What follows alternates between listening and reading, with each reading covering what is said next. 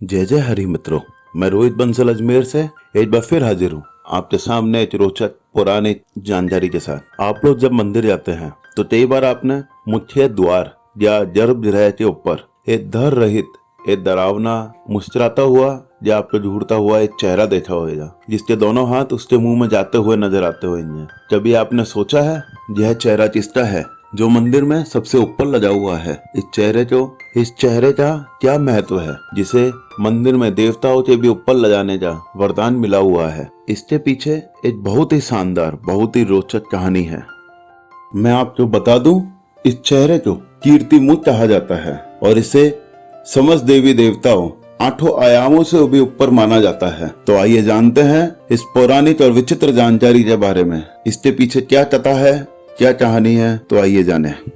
प्राचीन समय में एक योगी थे जिनको साधना से, तपस्या करके बहुत अधिक शक्तियां मिल गई थी और उनको अपनी शक्तियों पे बहुत अधिक घमंड भी आ गया था। वो चाहे तो पानी पे चल सकते थे, किसी को भी भस्म कर सकते थे, आकाश में उड़ सकते थे, जिस लोक में चाहे उस लोक में पहुंच सकते थे, चाहे तो पाताल लोक के अंदर पहुंचते विष्णु जी के पास पहुंच जाते, वैकुंठ लोक के अंदर, चाहे तो कैलाश पे शिव जी के पास, चाहे तो ब्रह्मलोक में ब्रह्मा जी के पास। वह इस कारण खुद को बहुत सर्वशक्तिशाली समझने लगे।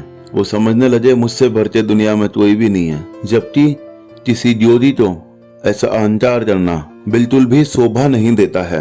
योगी एक बार विचरण करते हुए कैलाश की तरफ जंगल में पहुंचे तो उन्होंने देखा कि शिव जी उन्मत्त अवस्था में है और वह खूब नाच रहे हैं, अपनी मस्ती में मगन है, उनको किसी का होश नहीं है।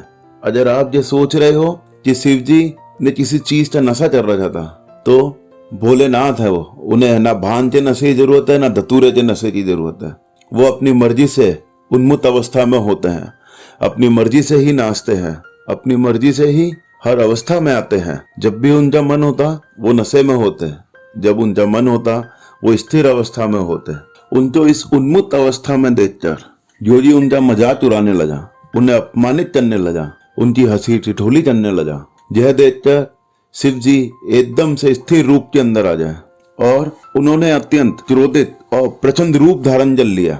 तभी शिव जी ने एक नया दानव पैदा किया और दानव तो कहा कि इस योगी तो तुरंत आ जाओ। दानव का आकार, दानव का प्रचंड रूप, साथ में भोलेनाथ की प्रचंड रूप को देखकर योगी थर थर कांपने लगा।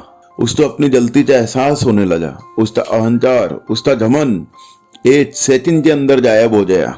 वह तुरंत भोलेनाथ के चरणों में गिर पड़ा और भोलेनाथ से दया की भीख मांगने लगा। भोलेनाथ भी बड़े ही करुणा निधान है, बड़े ही कृपालु है। उन्होंने तुरंत उस दानव से कहा कि इस योगी को मत खाओ और योगी से कहा, हे योगी, अगर तुमने अपनी तपस्या से, अपनी साधना से कुछ शक्तियां अगर पाई है तो उनका दुरुपयोग मत करो, उन पे अहंकार मत लाओ, इतना अभिमान अच्छा नहीं होता। अपनी इन शक्तियों को जग कल्याण के लिए काम में लो। योगी तो जैसी आज्ञा कहकर प्रभु वहां से चला गया, लेकिन वो दानव अभी भी वहीं खड़ा था।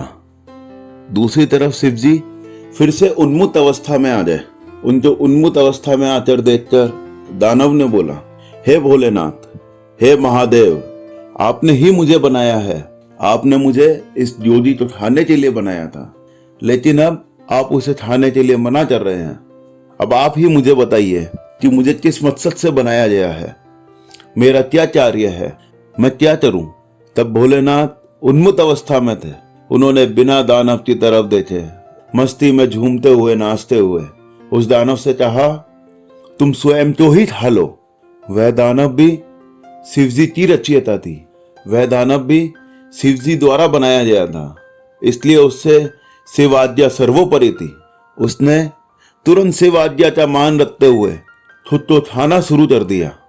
शिव जी ने उन्मत्त अवस्था में नाचते हुए पीछे मुड़ते दानव की तरफ देखा तो देखा कि दानव उनकी आज्ञा का पालन कर रहा है और खाते खाते उसके केवल 2 हाथ और एक मुट्ठ बचा है और वो दोनों हाथ भी उसके मुट्ठ के अंदर है और वो उन्हें खाने वाला है। तभी शिव जी ने उसे रोका, हे दानव, रुक जाओ, तुम्हें मेरी आज्ञा इतनी सर्वोपरि है? मैंने दुनिया में आज तक किसी को ऐसा नहीं देखा जो अपने स्वामी के, अपने रचनाकार के कहने पर स्वयं को ही खा जाए। लेकिन तुमने ऐसा कर दिखाया। तुम मेरे लिए इस दुनिया में सर्वोपरि हो। आज से तुम्हारे इस मुख को कीर्ति मुख के नाम से जाना जाएगा। कीर्ति मुख का मतलब होता है यशस्वी चेहरा। एक ऐसा चेहरा समस्त मंदिरों में सभी देवी देवताओं से भी ऊपर माना जाएगा। अगर आप भारत में किसी भी मंदिर में जाते हैं तो आप देखेंगे ऊपर की तरफ एक चेहरा लगा हुआ है, जिसके मुंह में 2 हाथ जाते हुए आपको नजर आएंगे। वो चेहरा ही कीर्ति मुख है, जिसे भोलेनाथ का वरदान है कि वह सभी देवी देवता, पृथ्वी, आकाश, पाताल लोक, समय, हर चीज से ऊपर है। वो कहते हैं इस कीर्ति मुख, यशस्वी मुख को देखने भर से आपके कष्ट सारे दूर हो जाते हैं और ये आपके सारे अहंकार, सारी पीड़ा खा जाता है। इसलिए आप लोग जब भी मंदिर जाएं, एक बार इसकी तरफ देखकर इसको प्रणाम जरूर करें। ये दानव ही सही, लेकिन सच्चा शिव भक्त है, सच्चा शिव की आज्ञा मानने वाला है ये। तो दोस्तों, आपको आज की जानकारी कैसी लगी कृपया कमेंट में बताइए। इस चैनल को लाइक, शेयर और सब्सक्राइब करना ना भूलें। जय जय हरि।